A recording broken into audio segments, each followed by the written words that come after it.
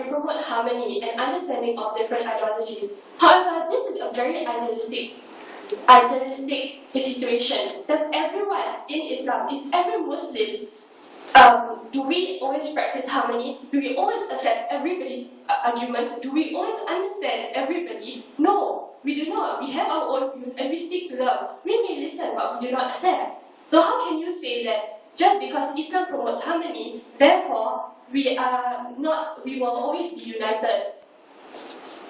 And as our first speaker said, we are not denying the benefits of technology. Yes, it is true that technology can be used in many ways, and if you misuse it, then it's your fault. However, aren't you then agreeing that with this misuse of technology, which is present already in our community, causes fragmentation because of the arguments that we have laid down?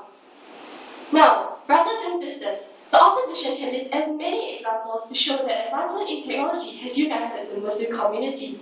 However, as long as my team, the proposition, can show, and we have shown, that there is at least one case in which technological advancement has led to fragmentation, then the motion still stands. Unless the opposition can prove that our points are not relevant or our points are not valid, then it's obvious that they have failed to prove the case.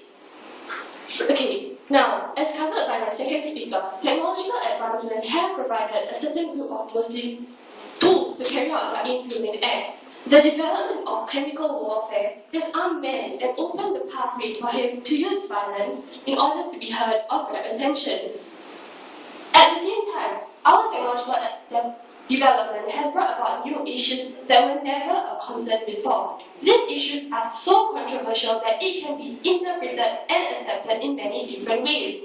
The technological advancements that we are referring to is the technology in the research sector, as in the case of stem cell research. Next, my third speaker brought up that technology serves as a platform for spread of ideologies. At this point, let me make one thing clear. We are focusing on the aspect of technology that allows people with similar pre-existing beliefs to flock together. People make use of this medium to attract other people who share their cause. Why do they do this? Simply because they have a different view and need to know that others around the world agree with them. It's a self-fulfilling prophecy to know that others agree with your own views.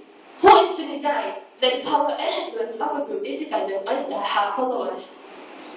Through this, people all over the world can congregate based on their similar beliefs and thoughts. However, do you not realize that this undeniably causes people of different beliefs and values to diverge? This creates a more distinct separations between people of different thoughts. You may say it unifies people, but only in a particular group. When you're talking in terms of a Muslim community as a whole, the various groups are gathering more people, not converging and unifying as one complete Muslim society.